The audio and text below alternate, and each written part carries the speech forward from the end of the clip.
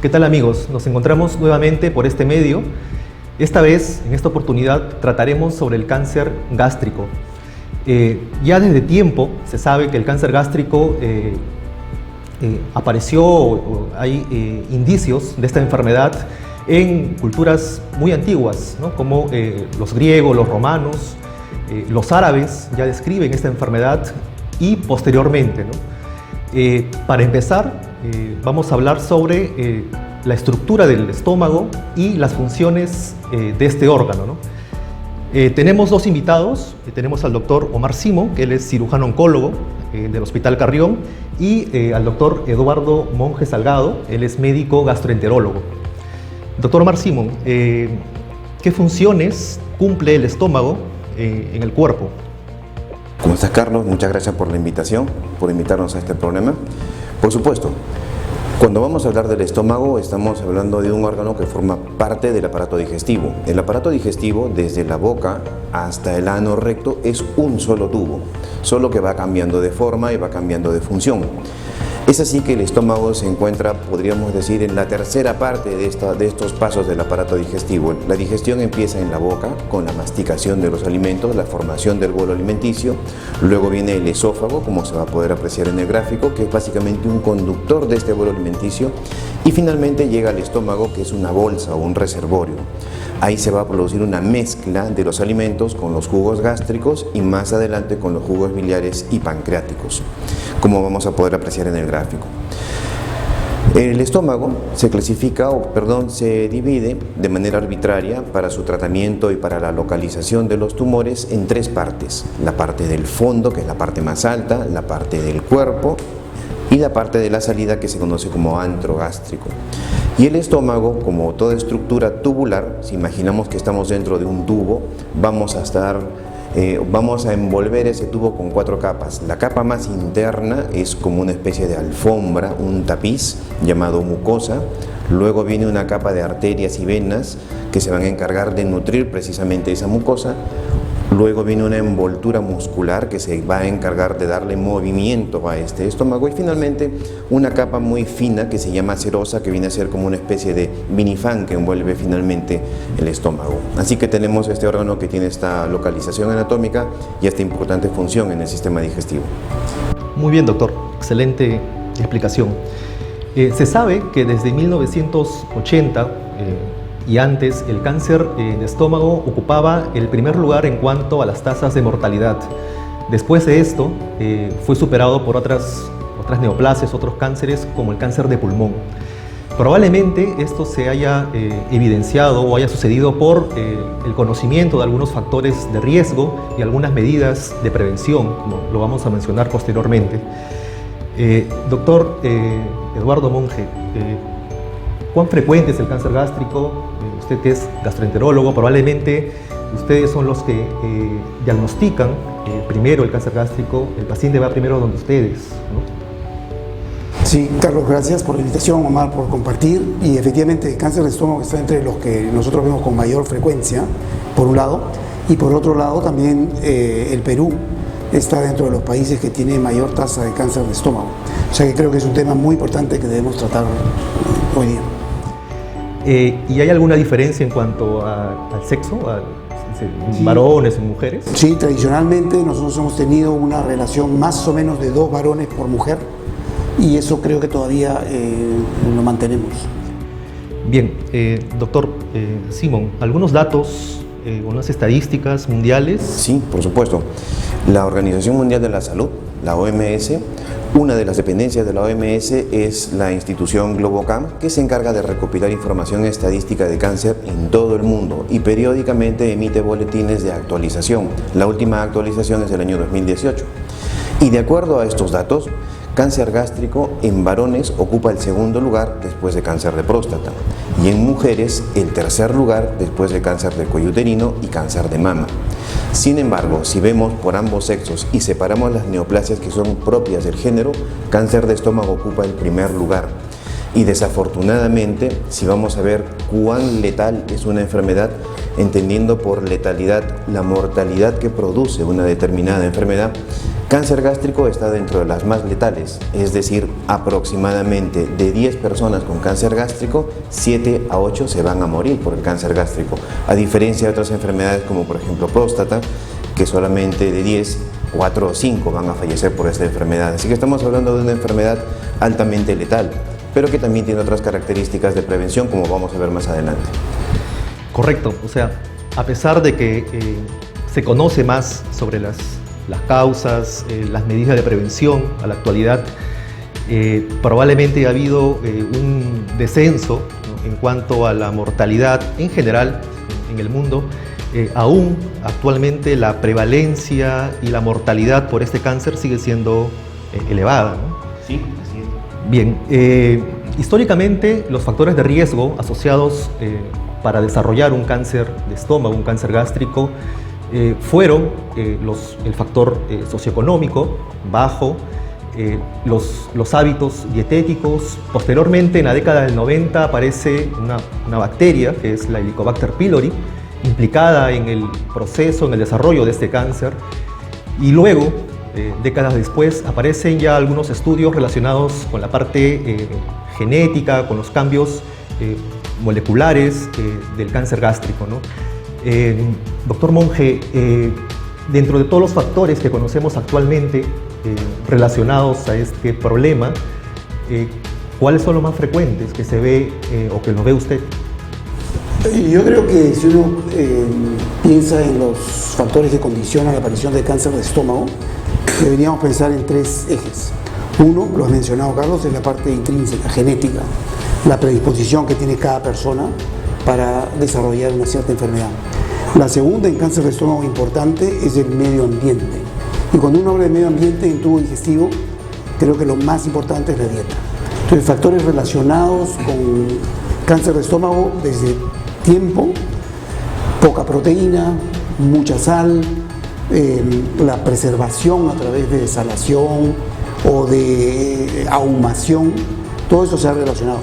Y como tú lo dices, lo has dicho bien, desde los años 80 conocemos de la existencia de esta bacteria que se ha asociado con muchas enfermedades del aparato digestivo, y entre ellas también conocemos que se asocia con cáncer de estómago.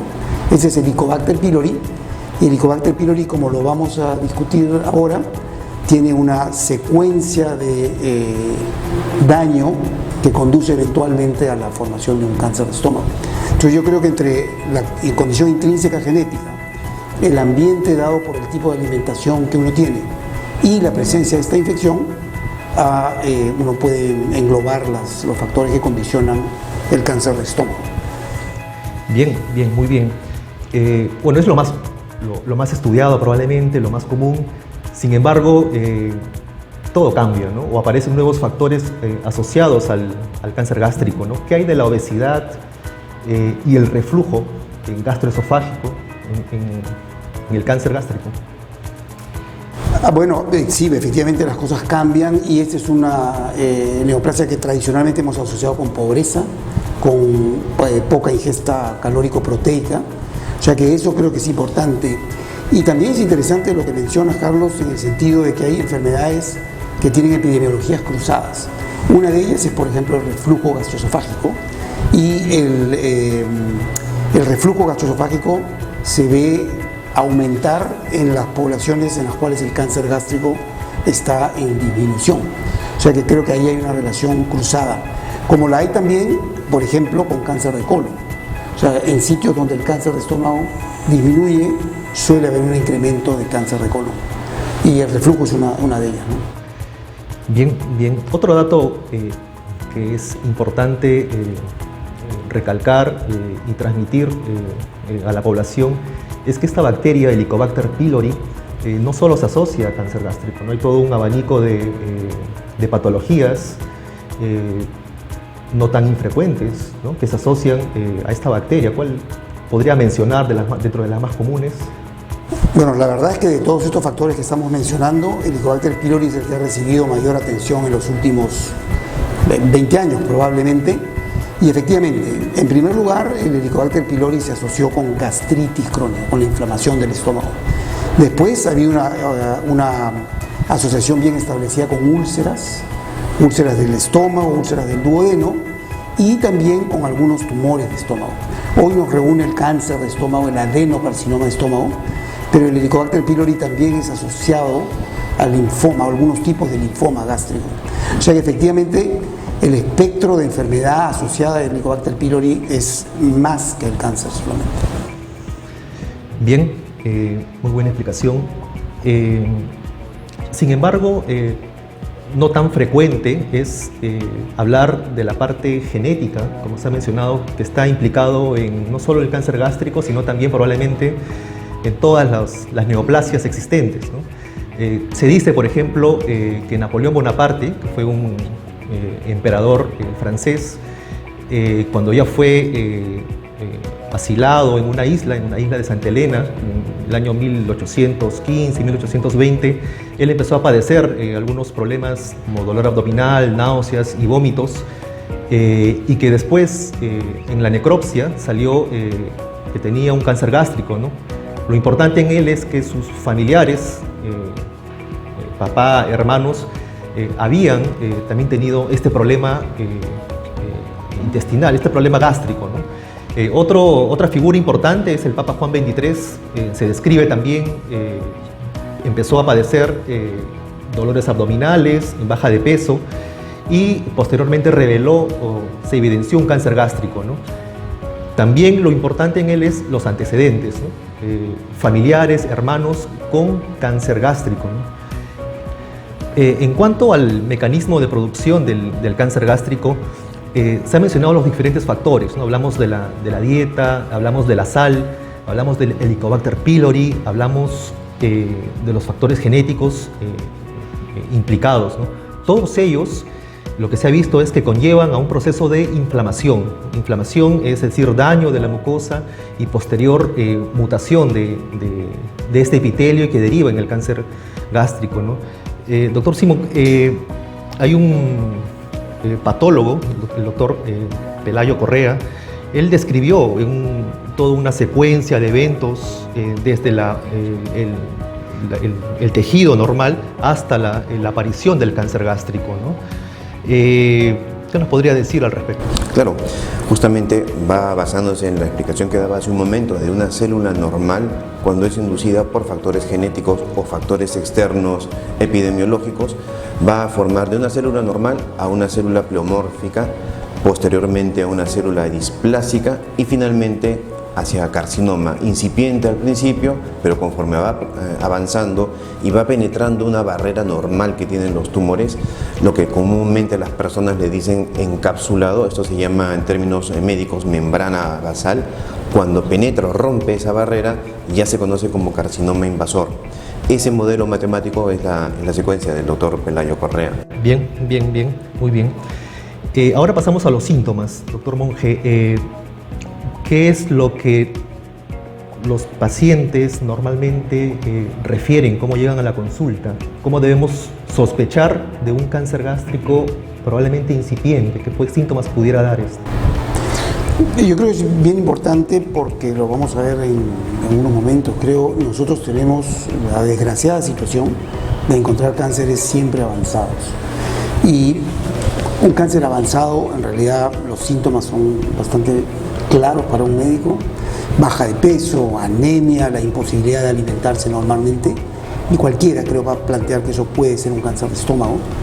Pero antes que eso, hay síntomas que deberían conducirnos hacia un diagnóstico temprano, y esos son síntomas muy imprecisos.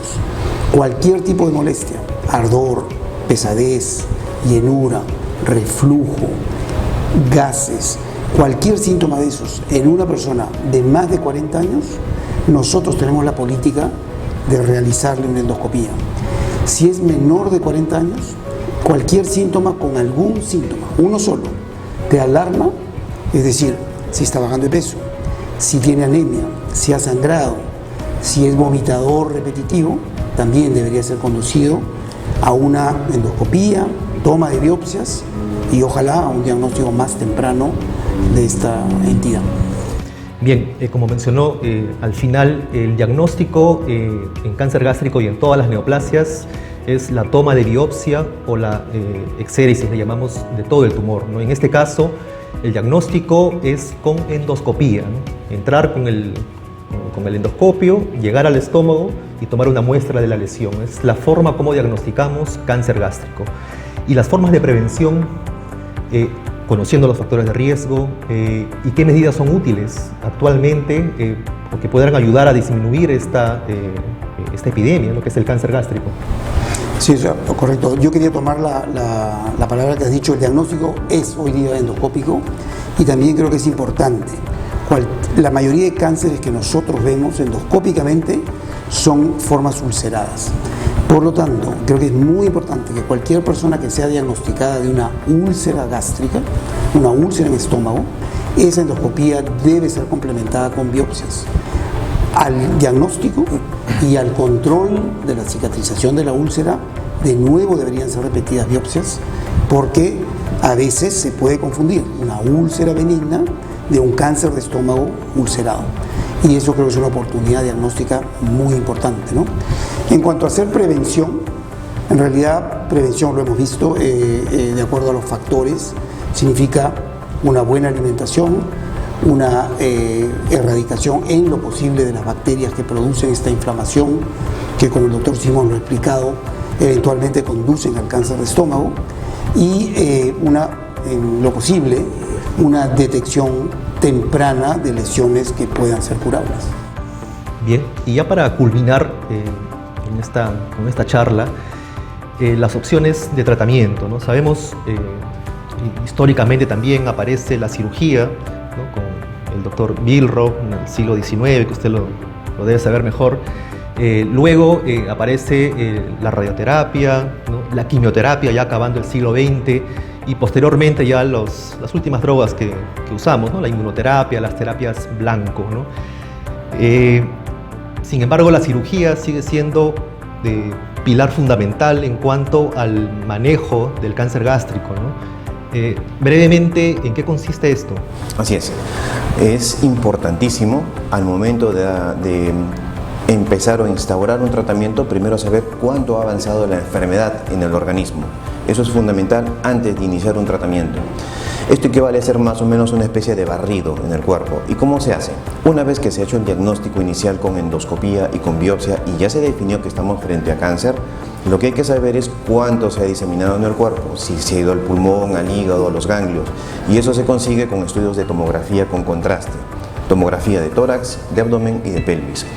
Una vez que está definido que la enfermedad está solamente localizada en el estómago o en el estómago y los ganglios que están cerca del estómago, esa persona puede ser tratada quirúrgicamente. Y de ahí viene la importancia del tratamiento quirúrgico. El tratamiento quirúrgico ha ido evolucionando conforme la comprensión de la enfermedad también se ha ido desarrollando y cada vez es mucho más preciso. Es importante saber en líneas generales que para un tumor que está localizado en la parte final del estómago, la cirugía va a consistir en la extirpación de las 2/3 partes del estómago y de los ganglios que están alrededor de él. Es importante entender este concepto, el concepto de cirugía radical.